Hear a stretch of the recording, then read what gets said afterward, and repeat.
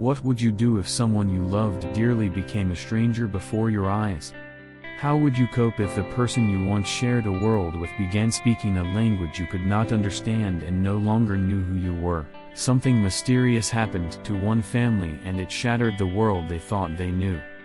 How could this family member find the strength to rise above such misfortune?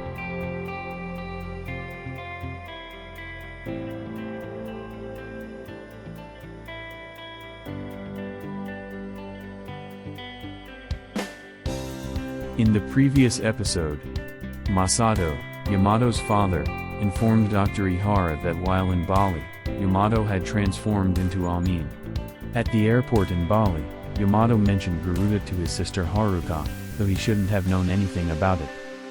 With a lingering sense of unease, the Kagawa family headed to their hotel by taxi. Episode 5. A frightened Amin. Look! I can see the split gate. From the back seat, Yamato suddenly cried out, his voice brimming with excitement. The split gate, known as Kandi Bentar in Bali, is a traditional architectural feature that looks as if a single grand gate has been cleaved in two. Each half stands tall and symmetrical, facing the other like silent guardians. In Bali, the split gate is more than just an architectural marvel. Locals believe that passing through these towering halves purifies the soul, washing away negativity and preparing one to enter a sacred space. Yamato sat up a little straighter, pride shining in his eyes as he turned to his younger sister, Haruka. Sanae, his mother, couldn't hide her surprise at Yamato's knowledge of Bali. It's possible he looked it up online. But can a 5-year-old child really remember such a unique term that never comes up in everyday conversation? Haruka started snoring as she listened to Yamato's explanation about the split gate. The view from the window was a world apart from the glamorous Bali featured in magazines. Yamato, make sure you take a good look outside. This is what life in Indonesia really looks like. Masato doubted his intentions would ever be understood, but in his eyes lingered a plea, that Yamato might grasp even a fragment of the feeling. Yamato stared out at the scenery, his expression heavy with thought. At the entrance to the resort area lined with hotels, 2 security guards stood watch. The driver slowed down, and soon he and the guards began speaking in the local language. Masato couldn't understand the language they were speaking, but halfway through the conversation, the name of their hotel came up. It seemed they were confirming where they would be staying. When they arrived at the hotel, guava juice was served to the whole family. Masato, drenched in sweat, downed his glass in a single gulp. Haruka woke up and, after sipping a little juice, joined Yamato in curiously watching the fish in the pond.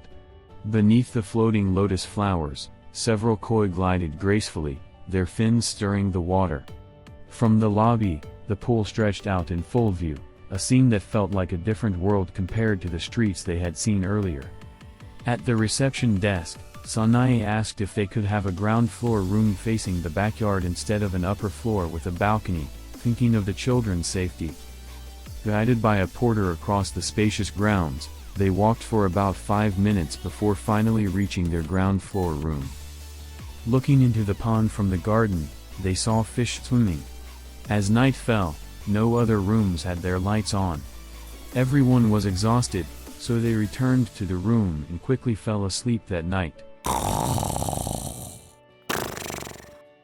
The next morning, early rising Yamato jumped onto Masato. Daddy, wake up! There are so many swimming. Masato could tell that Yamato was interested in the fish in the pond. Out of the corner of Masato's eye, Sanae is sorting the luggage. Oh no! I didn't bring Yamato's swimsuit. Sanae's voice echoed throughout the room. What should we do now, Dad? Yamato looked at Masato with a worried expression. Don't worry. We'll buy a swimsuit here. Yay! Haruka! I am the only one who get a brand new swimsuit. He really should have kept quiet, but in his excitement, Yamato blurted out something unnecessary. The next development was obvious, and Sanae couldn't help but sigh. I'm getting a new swimsuit too. Haruka fixed her eyes on Sanae, silently appealing. The authority to approve shopping lay with Sanae. Masato was indulgent, but Sanae blocked the way like a gatekeeper. Even little Haruka, only 3, was aware of the family's finances. Absolutely not. It's just me who gets a swimsuit. You already have one. Yamato, stop picking on Haruka.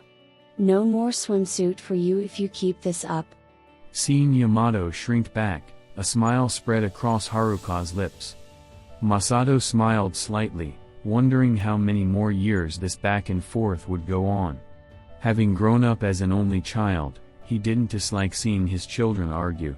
Masato knew the surroundings well, as he had stayed at this hotel a couple of times before the kids were born. He recalled a department store roughly 20 minutes away on foot.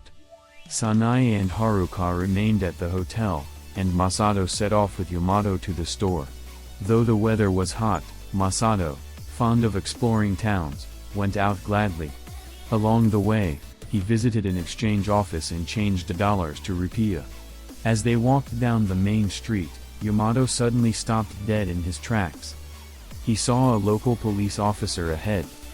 Why does Yamato fear the Indonesian police?